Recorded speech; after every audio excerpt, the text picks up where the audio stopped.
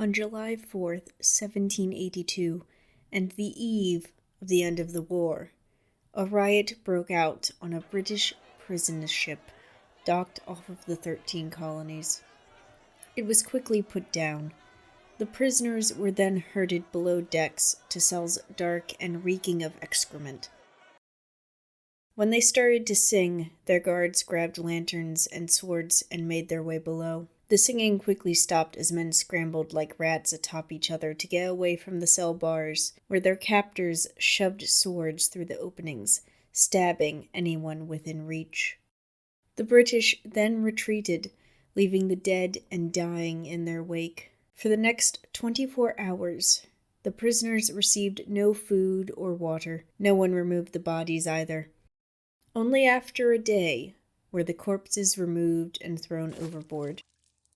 There was still no food or medicine, and there was no more celebratory defiance as the American Revolutionary War came to a close.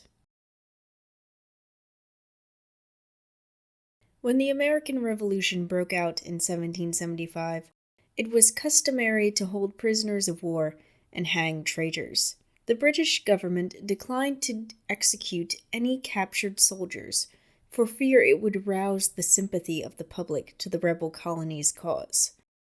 However, this same fear did not prevent neglect. By 1777, the sheer number of prisoners and lack of facilities to hold them led to prison ships. 16 vessels were repurposed from combat to jail cells, and to keep the Navy in fighting shape, only damaged and decommissioned vessels were used. The most infamous was HMS Jersey. One survivor, Christopher Hawkins, wrote an account of his time aboard the Jersey. Charged with treason, Hawkins arrived at the prison after the privateer he served with was overtaken by the British. He soon found there were several layers of hell, each represented by a ship. The sailors on the HMS Pacific practiced psychological warfare and whipped prisoners without provocation. But the deepest level of hell was the Jersey. So much so that it was nicknamed Hell Afloat. A prison ship since 1780, it was meant to hold 400 men.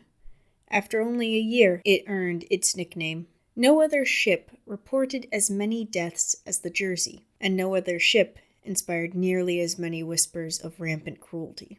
The British didn't fight this reputation. In fact, they enjoyed it. They believed the stories reported in colonial papers and whispered by the rebellious colonists behind closed doors would dampen their willingness to fight. It did the opposite. HMS Jersey was held up as a prime example of British cruelty. Conditions aboard the ship were obscene.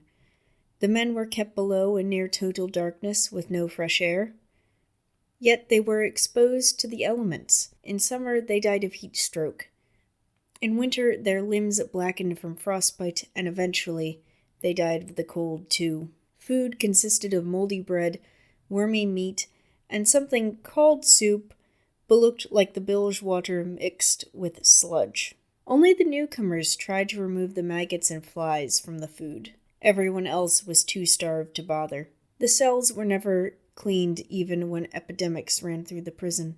This didn't prevent the gathering of rats, though. All told, the death rate of the Jersey was about a dozen men every 24 hours. Corpses remained in cells for up to a week, depending on the mood of the guards. By the time Hawkins arrived, space meant for 400 men was beyond overcrowded. There wasn't enough room to sit, let alone lie down at night, he reported. Smallpox, dysentery, and yellow fever ran rampant through them. Eventually, the British revealed an exchange. Desert to the British Navy or remain in the Jersey to die. Only one man agreed. Everyone else bid their time or tried to escape. Hawkins was with the latter group. With another prisoner, he stole an axe and a crowbar. On stormy nights, they hacked away at bolts and bars. They covered their progress with scraps of clothing. Eventually, the bars loosened and they pulled the bolts out. Under cover of darkness, they swam to shore. Hawkins would survive the war, and his account was published decades later in a small printing. The HMS Jersey would close on April 6, 1783, a few months before the official treaty-signed end of the war. Its captain was incredulous at the orders to release traitors, but still they were released. Soon after, the ship was set aflame by an unknown person, and the destroyed hulk sunk into oblivion. Thank you for watching. Comment, like, or even subscribe if you don't want to join a prison ship. There's always more history, and for those still here, there's a channel update. I'm currently experimenting with a different method, and it's taking longer than expected, hence the lack of content recently. While that video is still not ready, I've decided in the meantime to continue making a few videos in the old style, like this one, for your enjoyment and hopefully learning.